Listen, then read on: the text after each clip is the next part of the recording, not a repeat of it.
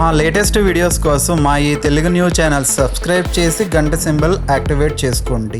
బ్రహ్మంగారు చెప్పినట్లు 2026 ఫిబ్రవరి నెలలో ఖచ్చితంగా జరిగే 5 సంఘటనలు ఇవే.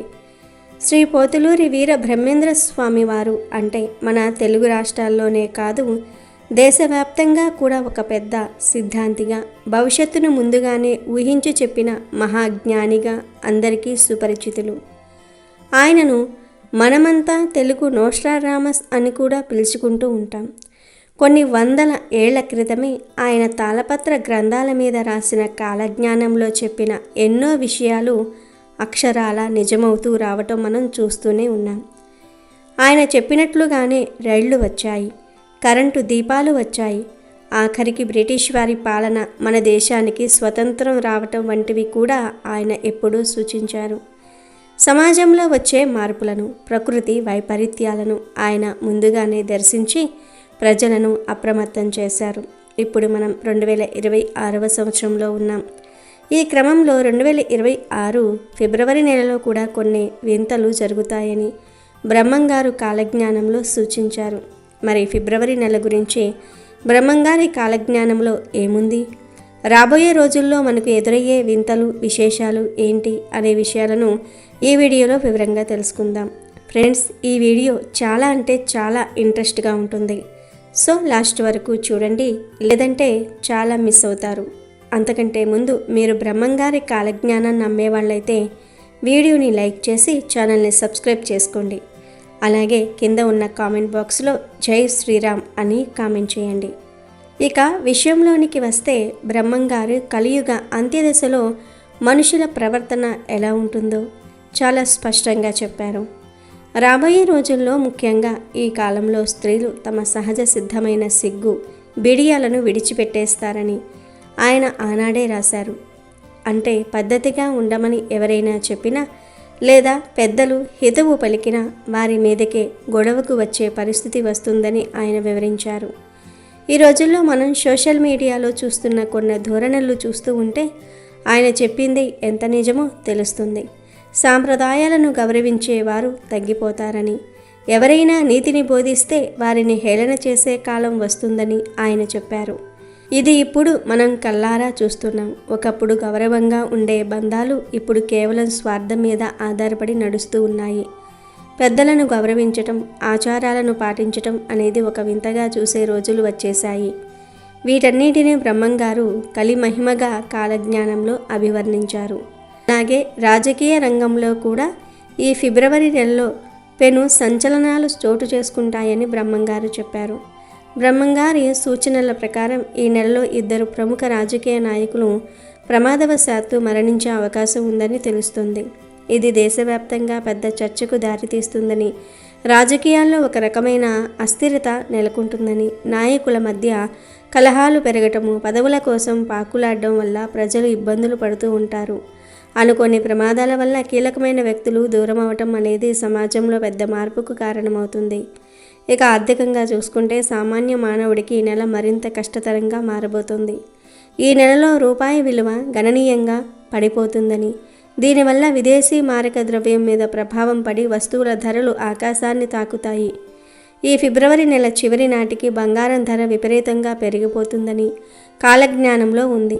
ఇక బంగారం అనేది కేవలం ధనవంతులకు మాత్రమే అందుబాటులో ఉండే వస్తువుగా మారిపోతుంది. మధ్యతరగతి వారు ఇక బంగారం కొనాలనే ఆలోచన కూడా చేయలేరు. బంగారం మాత్రమే కాదు, వెండి ధర కూడా ఊహించని రీతిలో పెరుగుతుంది. అంతేకాదు, రానున్న కాలంలో మనుషుల కోపానికి అడ్డు అదుపు లేకుండా ఒకరిని ఒకరు చంపుకోవటం ఎక్కువ అవుతుందని బ్రహ్మంగారు కాలజ్ఞానంలో చెప్పారు. ఇది ఈ రోజుల్లో జరుగుతుంది కూడా.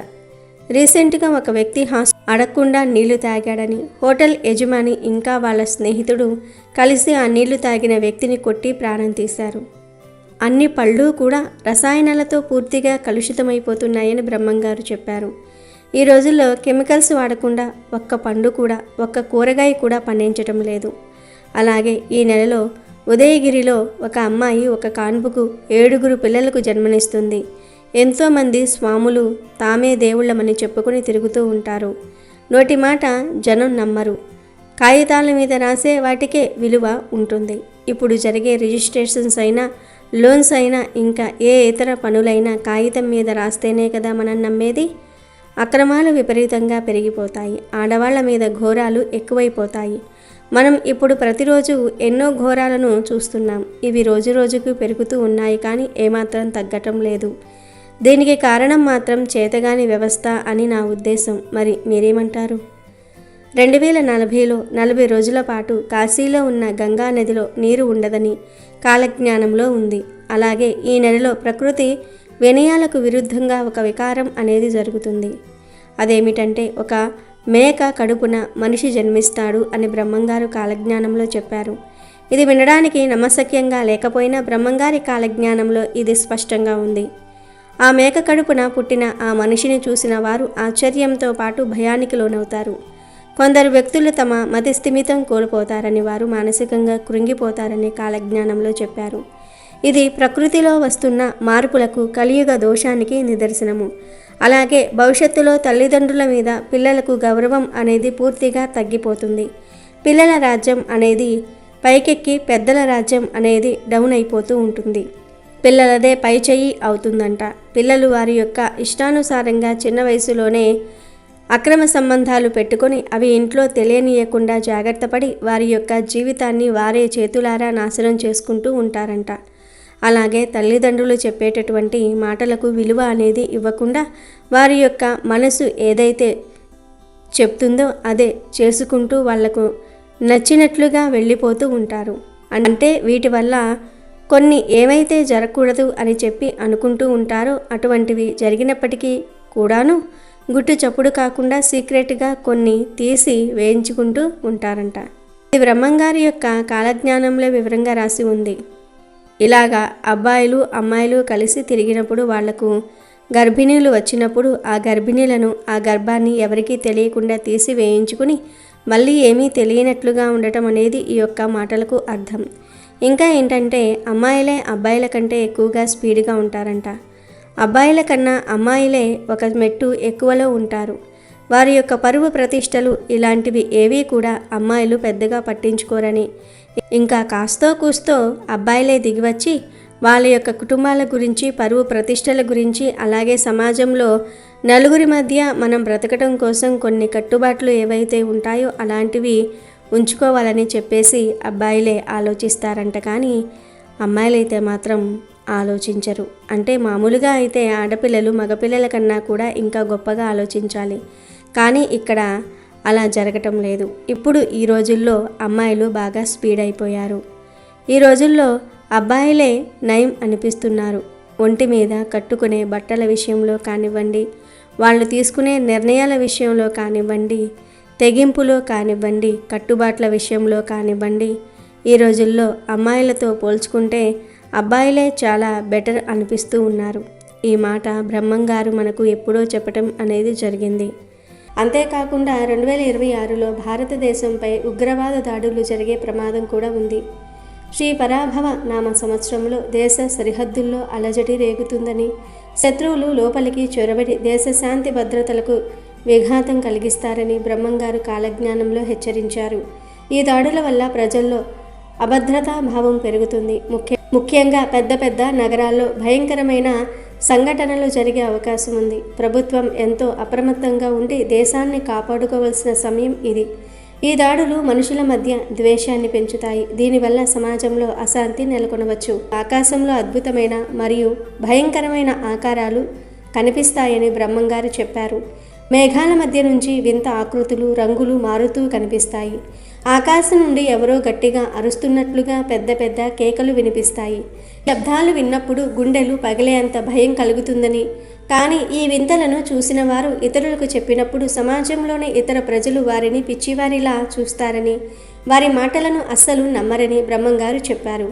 ఈ దృశ్యాలు కేవలం కొందరికి మాత్రమే కనిపిస్తాయని, అవి చూసిన వారు ఎంతో మానసిక వేదనకు గురి అవుతారని కాలజ్ఞానంలో ఉంది.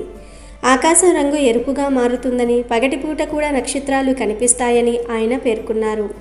అంతేకాదు జంతువుల ప్రవర్తనలో కూడా అనూహ్య మార్పులు వస్తాయని బ్రహ్మంగారు చెప్పారు. కొన్ని క్రూర మృగాలు లేదా సాధు జంతువులు మనుషులలాగా మారతాయని, అంటే అవి మనుషుల వలె నిలబడటము, మనుషుల భాషను అర్థం చేసుకుని స్పందించటం వంటివి చేస్తాయని ఆయన వివరించారు. జంతువులు మనుషుల్లాగా మాట్లాడడానికి ప్రయత్నిస్తాయని, ఈ వింతను చూసి లోకం విస్తుపోతుందని కాలజ్ఞానం చెప్తోంది. ఇది ఇప్పుడు మన సమాజంలో జరుగుతున్న విషయమే. దీని గురించి ప్రత్యేకంగా చెప్పాల్సిన అవసరం కూడా లేదు. చివరిగా 2026వ సంవత్సరంలో వేరే లోకపు జీవులు అంటే ఏలియన్స్ లాంటివి భూమి మీదకి వచ్చే అవకాశం కూడా ఉందని బ్రహ్మంగారు తన కాలజ్ఞానంలో ఆనాడే సూచించారు. ఆకాశం నుండి వింత వింత వాహనాలు భూమి మీదకి దిగుతాయని, అవి చాలా వేగంగా ప్రయాణిస్తాయని ఆయన చెప్పారు. ఈ వింత జీవులు మన కంటికి కనిపిస్తూనే మాయమైపోతాయని, వారు భూమి మీద ఉన్న వనరులను గమనిస్తారని కాలజ్ఞానం ద్వారా తెలుస్తోంది. కొన్ని మారుమూల ప్రాంతాల్లో ఈ వింత వాహనాలు దిగిన గుర్తులు కనిపిస్తాయి. గ్రహాంతర వాసుల రాక వల్ల భూమిపై కొత్త అలజడి మొదలవుతుంది. వారు మనుషులతో సంభాషించడానికి కూడా ప్రయత్నిస్తారు. ఈ నెలలో ఒక తెల్ల కాకి ఎగురుకుంటూ వచ్చి భారతదేశంలో ఒక ఊరిలో కనిపిస్తుంది.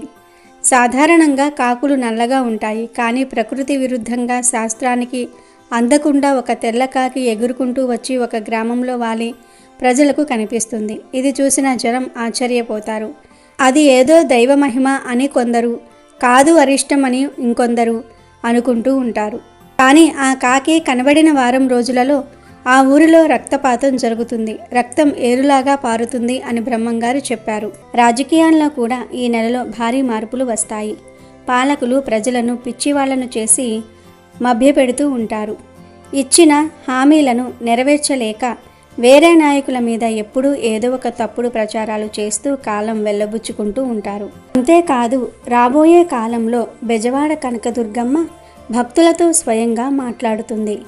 మహాలక్ష్మమ్మ నృత్యం చేస్తూ వచ్చి మాయకోతులను ఆడిస్తుంది. హరిద్వార్లో మర్రి చెట్టు మీద మహిమలు పుడతాయి. హరిద్వార్కి వెళ్లే దారి మూసుకుపోతుంది. బిల్వంలోని ఉక్కు స్తంభం కొమ్మలు రెమ్మలతో జాజిపూలు పూస్తుంది. వైష్ణవ మతం పైకి వస్తుంది, శైవ మతం తగ్గిపోతుంది, చివరికి శివభక్తి కూడా లేకుండా పోతుంది అని కాలజ్ఞానంలో ఉంది. దీని గురించి ప్రత్యేకంగా చెప్పవలసిన అవసరం లేదు. అలాగే ఈ నెలలో దేశంలోని ఒక పురాతనమైన శైవ క్షేత్రంలో ఒక గొప్ప మహిమ వెలుగు చూస్తుంది. ఎన్నో సంవత్సరాలుగా మూతబడి ఉన్న ఒక ఆలయ గర్భగుడి నుండి దివ్యమైన జ్యోతి కనిపించటం, లేదా శివలింగం నుండి విభూది, పాలు వంటివి వాటంతటా అవే ఉద్భవించటం వంటి అద్భుతం జరుగుతుంది అని కాలజ్ఞానంలో ఉంది. కలియుగంలో ధర్మాన్ని రక్షించడానికి ఆ పరమేశ్వరుడే తన ఉనికిని చాటుకుంటున్నాడని, ఇది చూసిన నాస్తికులు కూడా ఆస్తికులుగా మారతారని కాలజ్ఞానంలో చెప్పబడింది. 2026వ సంవత్సరంలో ఒక కుక్క కడుపున కప్ప పిల్లలు పుడతాయని, అది జరిగిన నెల రోజుల్లో మన దేశంలో పెద్ద సునామీ వస్తుందని బ్రహ్మంగారు చెప్పారు. పవిత్ర నదులైన గంగా, యమున వంటివి కొన్ని ప్రాంతాలలో ఎండిపోతాయని, మరికొన్ని చోట్ల సముద్రం పొంగి భూమిని కబలిస్తుందని బ్రహ్మంగారు కాలజ్ఞానంలో చెప్పారు.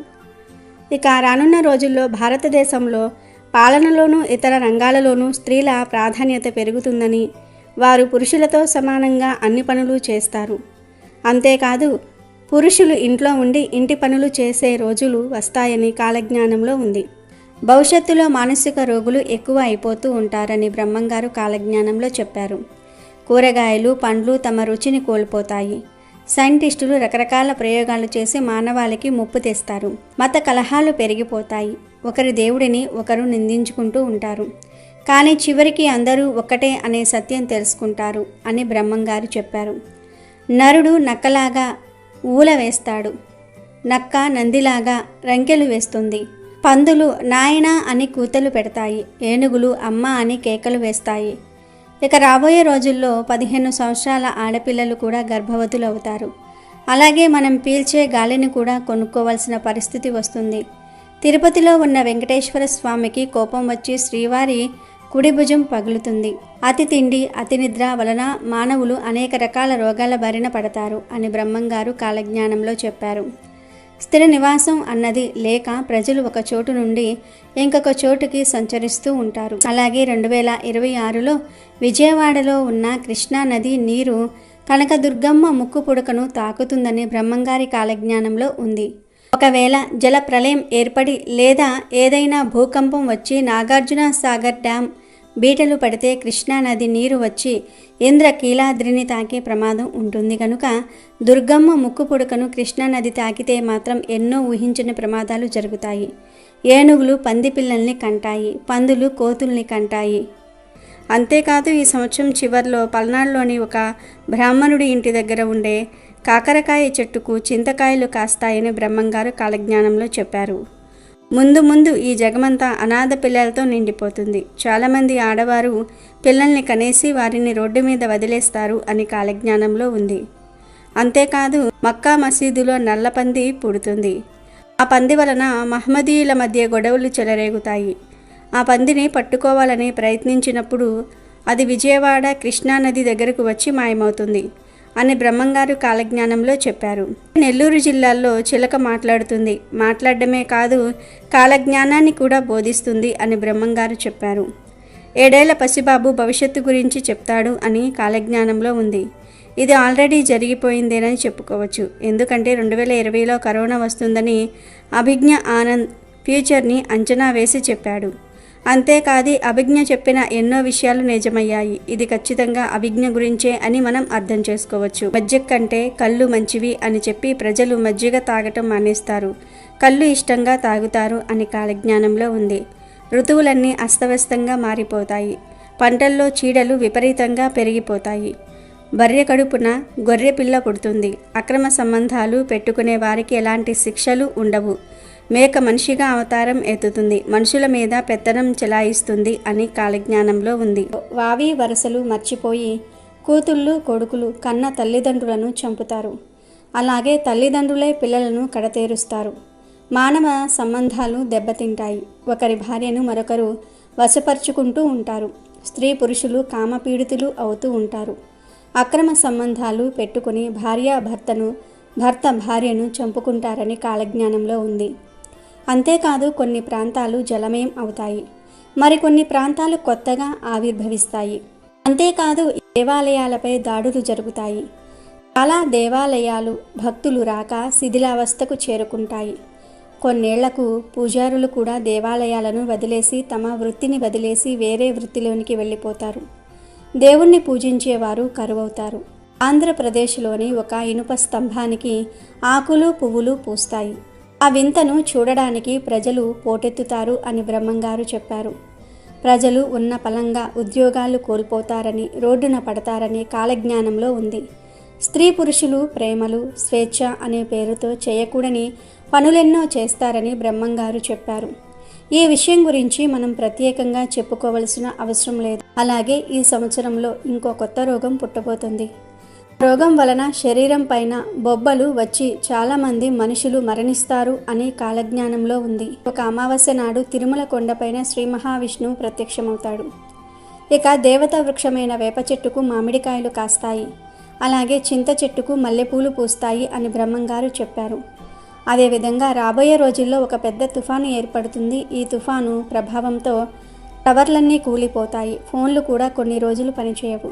ఇక బ్రహ్మంగారి జన్మరహస్యం కూడా కాలజ్ఞానంలో చెప్పారు. 5000 ఏళ్ల తర్వాత నేను శ్రీ వీరభోగ వసంతరాయల అవతారం దాల్చి మళ్ళీ జన్మిస్తానని, ఈ సంఘటన జరగడానికి ముందు అనేక ఉత్పాదాలు విపరీత సంఘటనలు కనిపిస్తాయని బ్రహ్మంగారు చెప్పారు. ఇలా భవిష్యత్తును ముందే ఊహించి రాసిన బ్రహ్మంగారి కాలజ్ఞానంలో ఎన్నో విషయాలు చాలా వరకు జరిగాయి. ఇక రానున్న రోజులు ఎలా ఉండబోతున్నాయో ఎవరికీ తెలియదు. ఎలా ఉన్నా కానీ విధి ప్రకారం జరిగేవి జరుగుతాయి. కాలంతో పాటు మనం కూడా ముందుకు వెళ్ళాల్సిందే.